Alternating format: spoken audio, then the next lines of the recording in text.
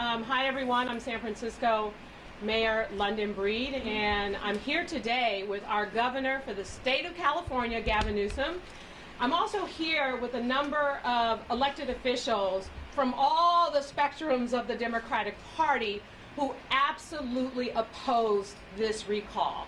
And we're here at Manny's because we understand the importance of making sure that we reach out to members of the Democratic Party to cast their votes. In fact, I got my ballot yesterday, and what we want to make sure is that people, as they get their ballots, they check off no, they put it in the prepaid envelope here in San Francisco, and they drop it in the mail. And all of us, we have our challenges in terms of our disagreements in San Francisco, but we are united in our support for the governor and all the amazing work he has done to lead us during a global pandemic. Can you believe that we're still in the midst of this pandemic and he continues to lead as we deal with what I think is a horrible distraction from what is most important to the people of California? And let me just tell you who's here today, and I'm grateful, and some of them you will hear from. Starting with our Assembly Member Phil Ting, our State Senator Scott Wiener, our Assembly Member David Hsu. We have the Chair of the San Francisco Democratic Party, Honey Mahogany, is joining us. We have Malia Cohen, who is a part of the Board of Equalization for the state of California. We have David Campos, who is the Vice Chair of the California Democratic Party. We have the District Attorney, Chesa Bodine, and many other people in this city who are adamantly opposed to this recall. And let me just say real quickly before I turn it over to David Hsu.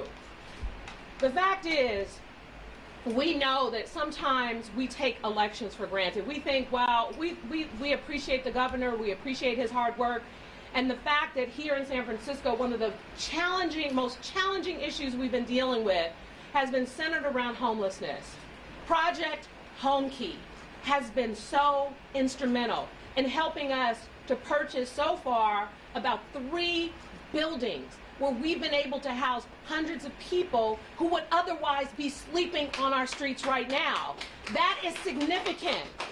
And so sometimes people may not realize the impacts of what this governor has done with his budget, an unprecedented investment in schools, and all of the resources throughout this state matter. And what we have to do now is make sure that this doesn't continue to become a distraction, that this recall doesn't get in the way of the real work that we all need to do to move our city and our state forward. So I, for one, am here because I want to make sure that voters throughout the city and throughout the state understand that we need you more than ever.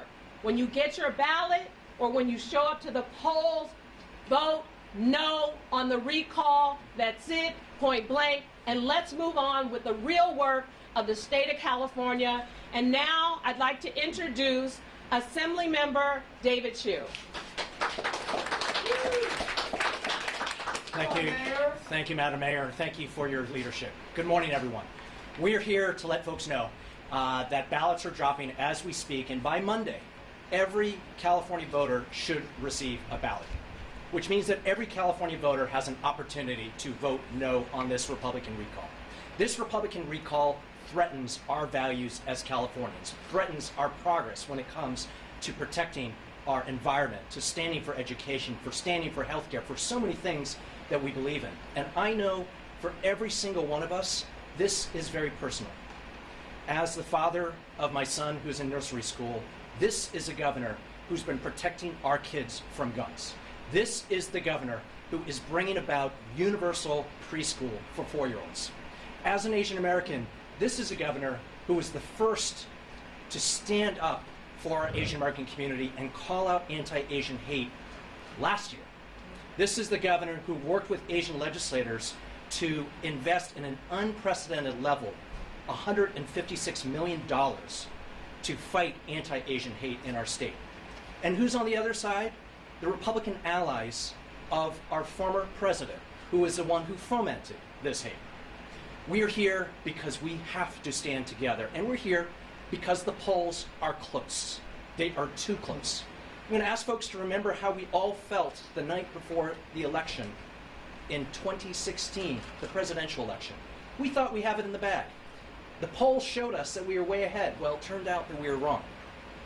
Today, the polls showed that this race is neck and neck. This race is neck and neck. And if Democrats don't turn out, we are going to have a Republican governor in a couple weeks. And I can tell you, on behalf of our state legislators, nothing could be more catastrophic for the state of California. All eyes are on our state. The direction, the vision of our state will be dictated by what voters do in the next couple of weeks. We have to stand together, we have to stand united, and we have to have the back of a governor who has had our back. And so with that, I'm David Chu, State Assembly member. I'm standing with Governor Newsom. I hope all of you are standing with Governor Newsom. And with that, it's my honor to bring out my great colleague representing the west side of San Francisco, Phil Ting. Thank you. Thank you, David. I'm so proud to join all the other elected officials and party officials to vote no on this Republican recall. This recall was put on the ballot by Trump supporters, by national Republicans to really fight our Democratic agenda. And what is that agenda? It's an agenda that's about making sure that if you work 40 hours a week, you can have a living wage. It's an agenda about having universal health care. It's an agenda to make sure that we believe in science and we're fighting back against climate change. In this recall, we just passed this historic budget, which Mayor Breed talked about, with huge investments into health care and homelessness. Well, there was one other item that we had to put in this budget, and that was almost $300 million to fund this recall. And that's money that could have gone to education. That's money that could have gone to Medi-Cal and healthcare or to our food banks. I just saw a food bank truck on the street.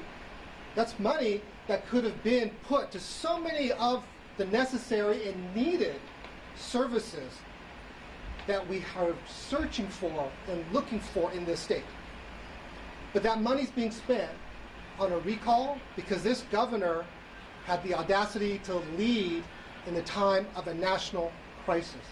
When we had no help from Washington, no help, we had to go it alone. And that means we had to lead by example.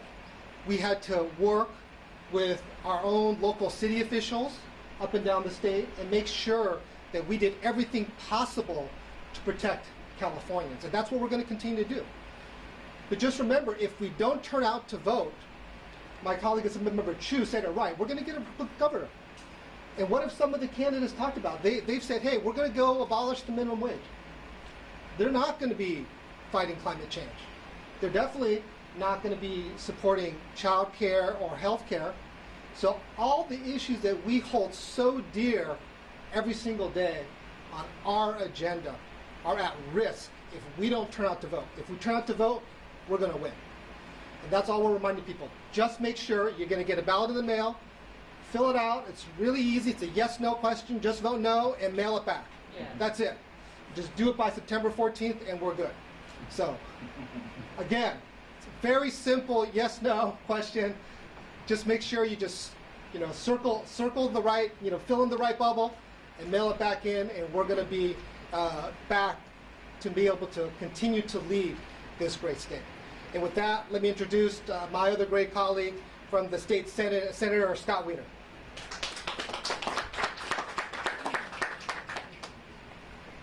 Thank you, Assembly Member. So I filled out my ballot this morning. I checked one box and one box only, no, full stop. And I'll be mailing it today. This governor, people sometimes say, do you want to be governor one day? And I say, absolutely not. I love representing San Francisco. And I look at what this governor has had to deal with since the minute he took office. The worst wildfires in the history of this state. And it seems like every few months we have another worst wildfire in the history of the state. The collapse and bankruptcy of our largest electric utility, PG&E, and all of the fallout on that. And then a once-in-a-100-year global pandemic. And when we look at this pandemic, It's not like if you're the governor of the 5th largest economy in the world, you just say, okay, we have a once in a 100-year global pandemic. Let me get the manual off the shelf for the once in a 100-year pandemic. There is no manual. You have to just lead and follow the science and follow the experts and work hard to lead our state. And this governor has done that. He has led us through these terrible wildfires, has led us through the collapse of PG&E, and has led us through this terrible pandemic. And it is so easy, and what we're seeing with these recall candidates, it's so easy just to take pot shots at the guy who's actually responsible for leading us through these crises, to take pot shots at the governor on homelessness from the same political party that has slashed and helped destroy so much of the social safety net, which has made homelessness worse. Can you imagine that? These people slashing the social safety net and then having the gall to say anything criticizing this governor on trying to pick up the pieces to deal with the disaster of homelessness. These people who are criticizing, having the gall to criticize this governor on wildfires when they don't believe in climate change, the same political party that has prevented Congress from taking any meaningful action on climate change, although we're going to change that in the coming months. And they have the gall to criticize about these wildfires. The same people, they're criticizing about the response to the pandemic when this is the same political party that is running around trying to ban school districts from requiring masks to protect children and teachers. That same political party that has been systematically undermining confidence in vaccines, and they have the gall to say a word criticizing this governor of California on COVID.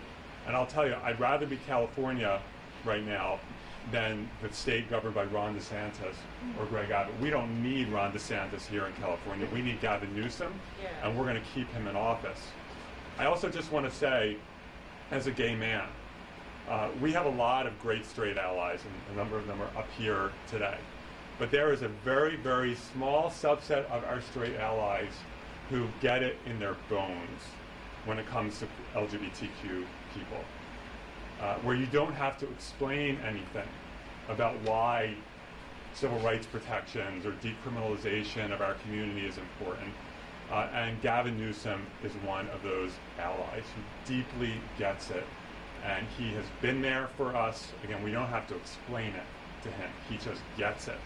And I want to say this, the people who are trying to knock him out of office, this Republican recall, these people are enemies of LGBTQ people. They want to roll back our civil rights. These are the people who are attacking trans kids, the most marginalized people in our society who can't stand up for themselves. And these people are attacking them, and they want to be the governor of California. I say no. We're going to defeat this recall, and we're going to move forward. It is now my pleasure to bring up my former colleague from the San Francisco Board of Supervisors and now one of our great statewide leaders, the amazing Malia Cohen. Thank you. Good morning, ladies and gentlemen. My name is Malia Cohen. I'm a member of the California Board of Equalization, and quite honestly, the folks that are standing with me are part of the family. And what's ironic is that we have all battled each other at some point or another. Particularly me and Campos, we've really gone at it. But today is a really important day, because today we are putting our differences aside and we are standing together united to fight a much greater enemy. And that is the enemy of fear, the enemy of hatred, the enemy of bigotry, the enemy of science deniers. We don't have room for that in the state of California. You've heard all the reasons why we need to vote no. And I'm proud to also stand here with my ballot, letting you know that I am voting no, I have voted no, and I'm urging everyone that can hear my voice to vote no. I want to take a moment and I want to speak to two constituencies in particular. First, I want to speak to the Latino community, the Latinx community. You are absolutely critical in making this recall go away and stopping this. Los necesitamos. We need you. We need you to organize. We need you to rise up, and we need you to vote no. We need to tell we need you to tell your friends and your family. This is absolutely critical if we want to continue to be on the trajectory of upward mobility, of inclusiveness, Thoughtful leadership is what has brought us here together. Thoughtful leadership is what's going to get this state out of this hump. I want to talk to the African American community, who has historically had very low voter turnout, who has historically been labeled apathetic, sad, unmotivated. And I want to encourage you to stand up and rise up and beat that stereotype. We need to organize. We need to stand by this governor who has stood with us unequivocally. We have put our differences aside because, again, we need to come together and be very focused and very thoughtful about what we are doing. This country needs us. This country not only needs Governor Gavin Newsom, but the country, not only the state of California needs the governor, but the United States needs the state of California to continue to lead. Now, you heard our vice president say, as California goes, so goes the nation. That is not a quip. That is real. Our policies and what we stand for make a difference in everyday people's lives. And I'm here as a woman who worked on Gavin Newsom's first mayoral campaign, worked in the administration with him. You don't know a person till you bring him a turkey sandwich. And I have seen him toil. I have seen him work very hard, poring over policies, studying facts. I've heard the jokes over and over again also. But this is a thoughtful, courageous leader who stood up against all odds and said, I'm going to marry LGBT people. Who stood up and said, I'm putting a moratorium on the death penalty. This is an incredible human being. We have a gem here. And we need to understand what is at stake. This, ladies and gentlemen, is life and death. And with that said, I want to bring up the man of the hour, our governor, Gavin Newsom.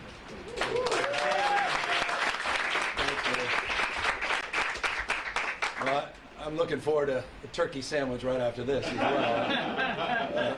Malia, thank you for your generous words and your introduction and for your incredible support over the course of many, many decades to each and every elected official, particularly the mayor. I'm incredibly humbled and grateful. Those were very generous words, each and every one of you. And I mean it from the bottom of my heart. I'm incredibly honored and humbled that you're not only here, but you have been working so hard, not only to defeat this recall, but to advance the common cause that unites each and every one of us. And that's the cause that is at stake and risk of being derailed in the state of California. The values we hold dear, the California dream, what defines the best of this state, the most diverse state in the world's most diverse democracy, a state that's getting more and more diverse, as we learned today after analysis of the census. A majority-minority state, a state that has been under assault and attack as it relates to its values for decades. The echoes of Prop 187, echoes of the 1990s, constantly being reminded of that, 4 years of that at scale in Washington, D.C. And here we are again, fighting back against those same instincts to take us back. This is the 6th recall effort. 6th, in just 2.5 years in office. 6th effort. This predates the pandemic. You read the list of grievances. It begins with grievance number 1, immigration. Shouldn't surprise any of you when we advance the cause to do what this city had already done, and that's the cause to include everybody, regardless of pre-existing condition, ability to pay, or their immigration status, by expanding that health care support to undocumented residents. That's what initiated this latest recall effort. The principal backer of this recall proudly states that he wants to microchip immigrants because he says it works for animal welfare and control. Before there was the Marjorie Taylor Greene, we had a principal backer of this recall spewing that same hate rhetoric and anti-Semitic rhetoric, suggesting that wearing face masks is somehow equivalent to the Holocaust. The anti-Asian hate, go to their website today, spewed consistently over and over and over again by the principal backers of this recall. If you think I'm overstating it, consider the RNC support, consider Newt Gingrich's support, consider Devin Nunes's support, consider Mike Huckabee's support, consider Rudy Giuliani's latest support of the leading candidate to replace me if we are unsuccessful, Larry Elder. I think this is important to know. Larry Elder's running away with this on the other side. I just hope folks, I want to level set. What could happen on Election Day if we don't turn out in historic numbers to vote no on this recall? You have someone that's not just opposed to women's right to choose, he is, but actually wrote an op-ed saying women are not as smart as men on issues of civic affairs, on issues of economics, on issues of politics. He's someone that doesn't believe in assault weapons ban, someone that doesn't believe in a corporate tax should be 0, doesn't even believe in a minimum wage. I'll fight for 15. He doesn't believe there should be a minimum wage, should be $0. Doesn't believe the time of historic wildfires and droughts, the challenges we all face here in the Bay Area, the looming prospects of an earthquake. Doesn't even believe in FEMA, thinks FEMA should be eliminated, as he does the elimination of Social Security as we know it, wants to privatize it, wants to cut Medicaid, wants to cut Medicare. I can go down a list. He's to the right of Donald Trump. To the right of Donald Trump. That's what's at stake in this election. And don't think for a second you can't do damage in that role. Think about the judges he'd appoint. Who would he have appointed to replace Kamala Harris in the U.S. Senate? How would that impact the trajectory of this country? What would this mean for the future of the Democratic Party and our efforts to keep the House of Representatives? The agenda, the Biden agenda moving forward, which is California's agenda. Just consider the $3.5 trillion debate that they're having in Washington, D.C. The debate is about funding preschool, funding child care, community college is free. All those things, the state of California has done. Check, check, check. Been there, done that. Larry Elder does not believe, Senator Wiener, not only doesn't believe in climate change, he calls it a myth, a crock. Wants to actually build more offshore oil platforms. More offshore oil platforms. And perhaps most significantly enough, and I'll close up, day one, he proudly states, as do all the other Republican candidates, day one, they proudly state, day one, that they would eliminate any mask requirements in our public schools to keep our kids safe and healthy and in person to get the social emotional support they deserve. Day one, he would repeal that, as he would repeal any requirement for vaccine verifications, including healthcare workers. Day one. The stakes are profound. I know we always say the stakes couldn't be higher. The stakes could not be higher in the state of California. $80 billion operating surplus. An economy, the state of California, it's not only the 5th largest economy in the world, the economy in the last 5 years has grown faster than any Western democracy in the world. Outperformed the United States, Germany, Japan. 100 plus IPOs. We're the tentpole of American economic recovery in terms of job creation, close to 600,000 jobs just in the last 5 months. Actual strategies and plans to deal with these systemic pre-existing issues like homelessness. $12 billion investment to deal with underlying issues of homelessness, issues of behavioral health, and providing boarding care homes and providing infrastructure investments the likes of which the state has never seen, and the political will to make the tough choices to get things done, including on housing policy. Across the spectrum, the state is beginning a recovery, and I'll close on this. A recovery that's been aided by our openness to argument, our commitment to evidence and science, not ideology. It shouldn't surprise any of you that states, you brought it up, like Texas and Florida, not only have we had better health outcomes in the last 18 months, we had better economic outcomes in the last 18 months. Our economy contracted at a much lower rate than Texas and Florida and Indiana, the United States as a whole, because we were led by science and facts. All of that is at risk. We could go off a COVID cliff in just a matter of weeks if we don't take this moment seriously and turn those ballots back in. We talk about turnout. This is about turning in those ballots. It's a simple thing. Just vote no and go to the mailbox and get these ballots back. This election started this week. Election day ends on the 14th. It begins this week. Those ballots are dropping in mailboxes all across this state. We encourage people, we implore you, please vote no on this recall. grateful for the incredible leaders behind me, and of course we're here to answer any questions. Just vote no. Just vote no. Just vote no. Just vote no. Just vote no. Just vote no. Governor, one question. Any detail on when the president or vice president will be coming out for your campaign? Yeah, we're comparing schedules right now, but we do anticipate Vice President and President to be out here in a matter of weeks. But the actual details are being worked out with the White House and our scheduling team. We're very grateful of President Biden's statement yesterday. Strong opposition to this recall and strong support for our efforts here in the state of California on COVID and across the board on climate change, wildfire, drought, a myriad of other issues. We're looking forward to Vice President and President being out here. Governor, I wanted to ask you about your strategy to leave the second question blank. The alternate candidates in this race say that that's voter suppression. I talked to a phone banker here who said that actually he's talking to Democrats who are confused. They want some guidance. So two questions. Do you plan then to leave that second question blank when you vote? And wouldn't you rather have another Democrat succeed you than Larry Elder? Well, respectfully, the choice is pretty clear on the other side. And no, I will not be voting on the second question. I'm not on that ballot. I'm on the first question, and I'll simply be voting no, and I couldn't be more clear.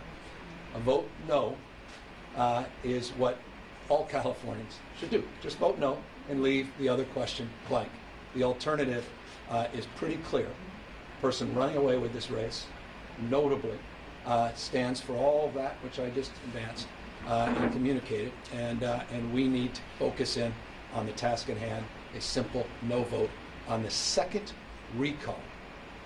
The last three governors in the state of California, the weaponization of the Republican Party and the continuation of their efforts to advance voter suppression and to continue to dismantle the core tenets of our democracy by weaponizing and perverting these recall efforts. And they're doing it, as DA knows well, all across the spectrum and all across the country. Perhaps, though, none more consequential than the great state of California. But it could help Larry Elder then. A vote no does not help any. They're not even that vote second leaving question. it blank. Absolutely not. The end of the day, we vote no. The second question is moot. Doesn't matter. Governor, any concerns about the virus and how it will affect your ability to reach voters? It's clearly not impacting Larry Elder's campaign schedule. Well, I mean, he doesn't believe in mask wearing. Doesn't believe. He's been putting folks out there that talking about Bill Gates and microchips on his radio show, or some version of that. Forgive me.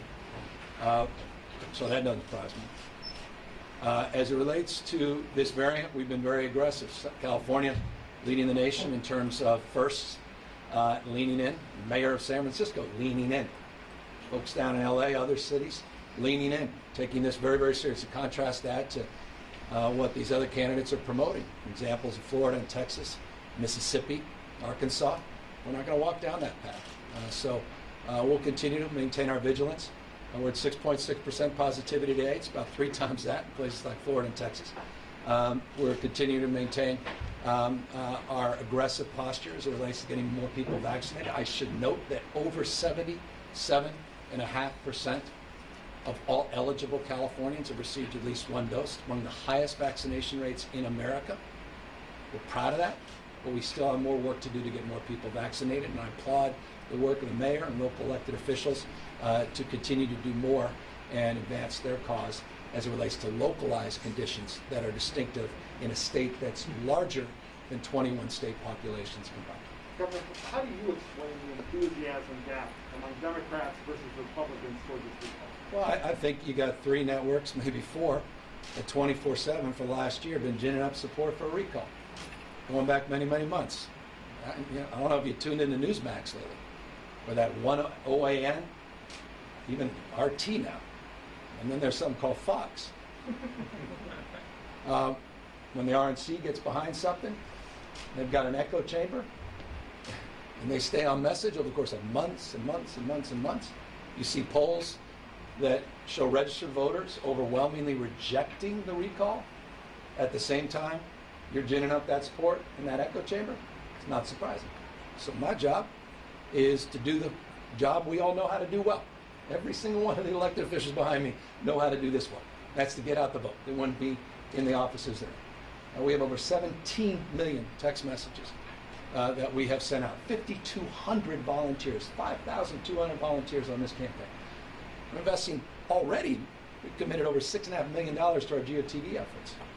Working with Voto Latino, working with the Million Voter Project, working with labor unions up and down the state, the party and their apparatus. We have dozens of these examples all throughout Northern California. I haven't even got down to Southern California where I'm going in a few moments. We'll be in every part of the state. We've been on the road nonstop. We're continuing to do not just texting campaigns, but phone banking campaigns and GOTV, traditional door knocking. We are building a volunteer and paid organized base. And I would argue probably the largest GOTV effort that's ever been advanced in the state's history. And we're just winding up because the ballots just dropped.